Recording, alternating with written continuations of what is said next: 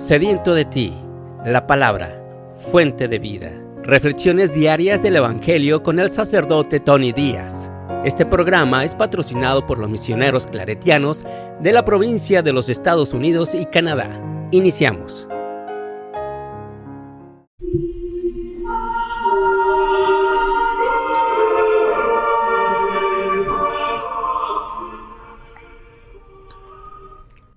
Bienvenidos hermanos a nuestras reflexiones del Evangelio del día. Hoy es jueves de la 10ª semana del tiempo ordinario. El Evangelio de hoy viene de Mateos capítulo 5 versículos 20 al 26. En aquel tiempo Jesús dijo a sus discípulos: Les aseguro que si su justicia no es mayor que la de los escribas y fariseos, ciertamente no entrarán ustedes en el reino de los cielos. ¿Han oído ustedes que se dijo a los antiguos: No matarás, y el que mate será llevado ante el tribunal? Pero yo les digo: todo el que se enoje con su hermano será llevado también ante el tribunal. El que insulte a su hermano será llevado ante el Tribunal Supremo, y el que lo desprecie será llevado al fuego del lugar de castigo. Por lo tanto, si cuando vas a poner tu ofrenda sobre el altar, te acuerdas allí mismo de que tu hermano tiene alguna queja contra ti, deja tu ofrenda junto al altar y ve primero a reconciliarte con tu hermano, y vuelve luego a presentar tu ofrenda. Arréglate pronto con tu adversario mientras vas con él por el camino, no sea que te entregue al juez, el juez a la policía, y te metan a la cárcel. Te aseguro que no saldrás de allí hasta que hayas pagado el último centavo. Palabra del Señor.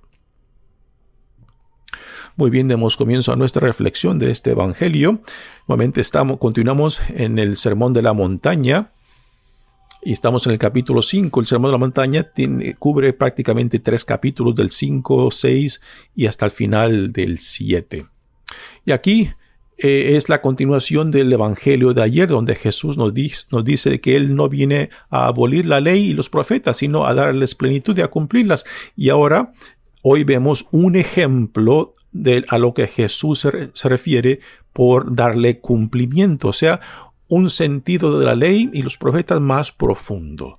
En tiempo de Jesús, el judaísmo, nos dicen los historiadores, que había caído en cierta crisis, ¿no? En lo cual habían reducido el cumplimiento de la ley simplemente a la práctica externa, al cumplimiento escrupuloso de la ley, en lo más perfecto, ¿no?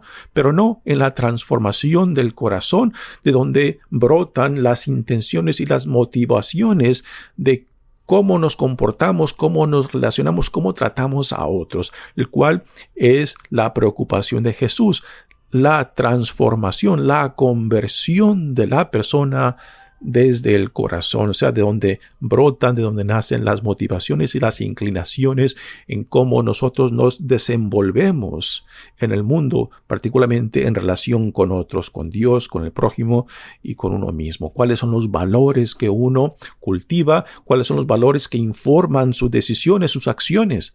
¿Qué es aquello que me motiva para ser la persona a la cual Dios me llama a ser? Así que aquí tenemos un ejemplo que Jesús nos da, y está introducido con una fórmula que se repetirá varias veces en los 6 ejemplos que Jesús da. Primero citando lo que dice la ley y después cómo Jesús la interpreta. Dice: les aseguro que si su justicia no es mayor que la de los escribas y fariseos, ciertamente no entrarán ustedes en el reino de Dios. Por justicia se entiende la forma de ser y de vivir y de relacionarse. ¿Sí?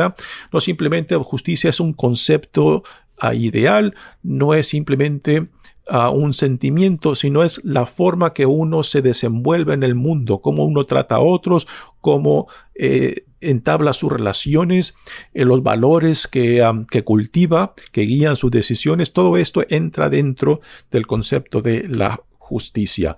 Y para Jesús los escribas, aunque eran los guías de la comunidad judía, pues no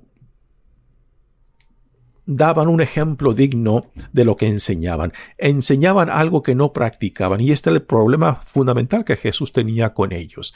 Enseñan la ley y siempre dice, sí, hagan lo que les enseñan, pero no los imiten en cómo cumplen la ley, porque entre lo que enseñaban y lo que cumplían o lo que vivían había un gran abismo. Y eso era algo que Jesús critica constantemente de ellos. Por eso dice, si su justicia no es mayor que la de los escribas, que eran la gente que eran reconocidas como los maestros, como los ejemplares de la comunidad, si no son mayores que ellos, entonces no son dignos del reino de Dios. Jesús le dice a sus discípulos y nos dice a nosotros también. Ahora viene el primer ejemplo. Han oído ustedes que se dijo a los antiguos, no matarás y el que mate será llevado ante el tribunal. Y ahora después viene cómo Jesús reinterpreta este mandamiento. Pero yo les digo, la ley dice no matarás y el que mate será llevado ante el tribunal, pero yo les digo, todo el que se enoje con su hermano será llevado también ante el tribunal. El que insulte a su hermano será llevado ante el tribunal supremo y el que lo desprecie será llevado al fuego del lugar de castigo. Es impresionante. Jesús mueve la conversación del comportamiento, o sea, de la acción de no matar, a los valores o al corazón, de donde brotan las motivaciones, las intenciones y la malicia. Nuevamente hay que repetir esto porque es importante. Jesús mueve la conversación de simplemente el cumplir obedientemente la ley, no matarás, a los valores y motivaciones que impulsan o que justifican nuestras acciones. Y Jesús nos está llevando al corazón, que el corazón en la mentalidad judía de aquel tiempo era el lugar no solamente de la inteligencia y de la sabiduría, sino también la fuente de las motivaciones y de todo aquello que nos impulsa a hacer o actuar según quienes somos. O sea, todo el que se enoje con su hermano, aquí Jesús nos da una intensificación de consecuencias, empezando de que si te enojas, irás al tribunal.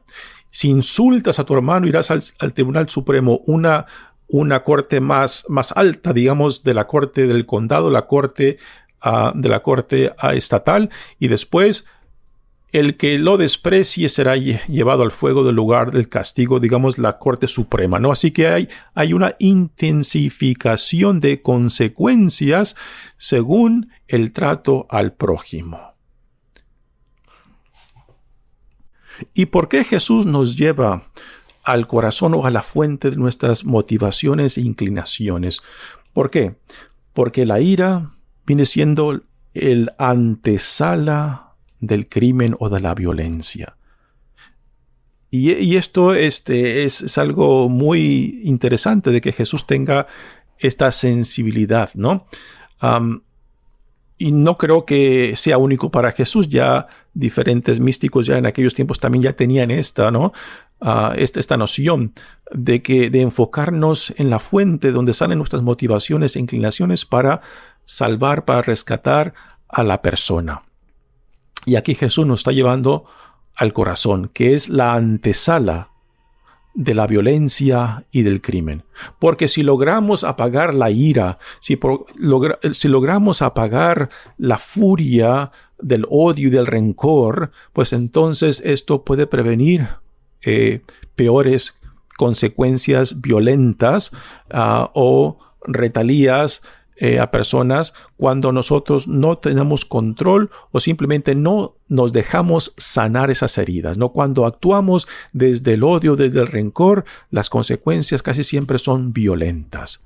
Cuando apagamos las llamas del odio, del rencor y de la ira, pues entonces tenemos una tremenda capacidad de poder prevenir violencias, de poder incrementar los pleitos o intensificar los rencores entre nosotros. Así que nuevamente Jesús está moviendo la conversación del cumplimiento de la ley a los valores y motivos, aquello que mueve nuestras acciones. Y esto es un punto muy interesante, muy importante de entender. Porque Jesús, por ejemplo, hace esta comparación, compara el matar a ofender. Parece una comparación ridícula, pero no. Jesús tiene un sentido muy profundo de cómo prevenir el matar a otra gente, la violencia hacia otros, el intensificar los conflictos, cómo prevenir todo esto yendo a la fuente de que tengamos la capacidad de afrenar, de sanar y de prevenir que mis emociones, que mis heridas, que los que yo tengo, aunque sea justificado, no aumente y no intensifique nuestras acciones en relaciones a otros. Y continúa Jesús diciendo, por lo tanto, si cuando vas a poner tu ofrenda sobre el altar te acuerdas allí mismo de que tu hermano tiene alguna queja contra ti, deja tu ofrenda junto al altar y ve primero a reconciliarte con tu hermano. Palabras bellísimas. Por ejemplo, cuando celebramos la Santa Misa, cuando damos comienzo, empezamos con algo muy interesante y muy importante. El rito penitencial, donde el cual reconocemos nuestra necesidad de reconciliación tanto con Dios, con el prójimo y con uno mismo, ¿no? Y tristemente, cuando no estamos conscientes de lo que estamos haciendo dentro de la liturgia, pues simplemente repetimos como una fórmula el rito penitencial. Pero si lo tomamos en serio, de que antes de celebrar esta liturgia de la palabra, de que estemos reconciliados tanto con Dios, con el prójimo y con uno mismo, pues esto hará gran posible la gracia que se nos da para poder escuchar la palabra, para que la palabra pueda iluminar, para que la palabra pueda cuestionarnos, para que la palabra de Dios pueda llevar a cabo su función. Después, ya en la liturgia de la Eucaristía, en la segunda parte de la misa, antes de recibir la Sagrada Comunión, rezamos el Padre Nuestro, ¿no? Dentro del cual también somos llamados a reconciliarnos. Y no simplemente de palabras, sino de tomar con seriedad. Perdónanos nuestras ofensas como también nosotros perdonamos a los que nos ofenden. Si verdaderamente tomáramos con seriedad estas palabras, ¿no? Yo creo que otro gallo nos cantaría, como dice el refrán, porque a veces simplemente repetimos como en fórmula las palabras del Padre Nuestro, pero que no nos tomamos en serio. Que si nos atrevemos a recibir a Jesucristo en la Sagrada Eucaristía, entonces, ¿cómo lo voy a recibir si reconozco que en mí hay odio, coraje, rencor que me impide vivir en paz, no solamente conmigo mismo, sino también con otros? Y si decimos que no vivo en paz con otros, pues tampoco vamos a vivir en paz con Dios, ¿no? Y gran parte de lo que sufrimos físicamente en nuestro cuerpo, en varias enfermedades, viene de esta falta de reconciliación, esta falta de sanación de nosotros mismos. Y esto se ha escrito mucho acerca de esto, ¿no? De que para poder realmente dejarnos sanar por Dios y aún sanar por medio de los medios que Dios nos da de la medicina, de la psicología y de otras sabidurías que Dios nos ha dado, pues tenemos que dejarnos reconciliar. Por eso antiguamente se hablaba de que para que tú puedas alcanzar la salud en cuerpo, alma y espíritu, tienes que dejar de que Dios te reconcilie, te sane, para que en tu cuerpo haya salud. La salud mental y corporal depende de nuestra salud espiritual. Si no hay en nosotros paz, armonía, pues esto se va a manifestar también en nuestro cuerpo, en nuestra relación tanto con Dios, con el prójimo y con uno mismo, ¿no? Por eso la gran necesidad de identificar claramente aquello que nos está envenenando, aquello que nos está matando, porque es lo que Dios quiere en nosotros, sanarnos para que podamos vivir en esa gracia que promueve la nueva vida a la cual somos llamados en Jesucristo. Mi nombre es Padre Tony Díaz, misionero claretiano. Que Dios los bendiga. Este programa fue presentado por los misioneros claretianos de la provincia de Estados Unidos y Canadá, una congregación católica romana global de sacerdotes y hermanos que atiende las necesidades religiosas y pastorales de las comunidades vulnerables.